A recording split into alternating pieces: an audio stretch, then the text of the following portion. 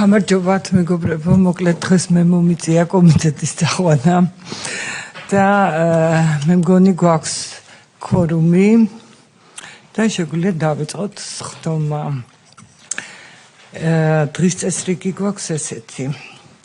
საქართველოს მთავრობის მიერ საკანონმდებლო ინიციატივის წესით წარმოდგენილი საქართველოს კანონპროექტი ეროვნული საარქივო ფონდის და ეროვნული არქივის შესახებ საქართველოს კანონში ცვლილებების შეტანის თაობაზე.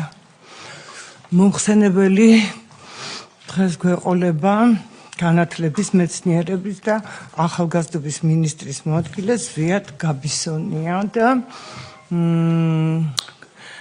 გთხოვთ ხელისაწევით დამიდასტუროთ დღის წესრიგი. მადლობა.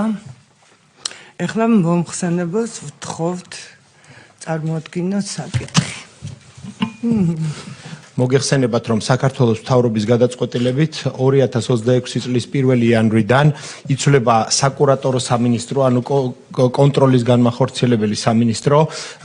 ეს ეხება საჯარო სამართლის იურიდიულ პირს კორნელი კეკელიძის სახელობის ხელნაწერთა ეროვნულ ცენტრს. მოგეხსენებათ, რომ ის დღეს ჩათვლით და 1 იანვრამდე გახლავთ ჩვენი სამინისტრო საკურატოროში, ასე ვთქვათ, და გადაწყვეტილება მიღებულია, რომ 1 იანვრიდან გადაინაცვლებს კულტურის სამინისტროს კონტროლს ქვეშ. თუ ვინმეს გინდათ კიდევ მე პირადად ძალიან ვემხრობი ამ ინიციატივას, იმიტომ რომ მართლა კულტურის სამინისტრო შეძლებს ამ უნიკალური ხელნაწერების მოვლა პატრონობასაც, რესტავრაციასაც, ალბათ ყველაფერს რაც შეიძლება რომ გაკეთდეს. კარგით, ეხლა ვინ არის მომხრე, რომ მხარი დაუჭიროთ ამ საკანონმდებლო ინიციატივის წესით წარმოდგენის საქართველოს კანონპროექტს ეროვნული საარქივო ფონდისა და ეროვნული არქივის შესახებ საქართველოს კანონში ცვლილების შეტანის თაობაზე.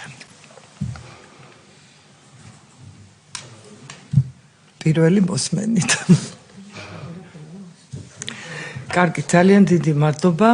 სხდომა დასრულებულია. შეგაწუხებთ მეორე მოსმენისთვის.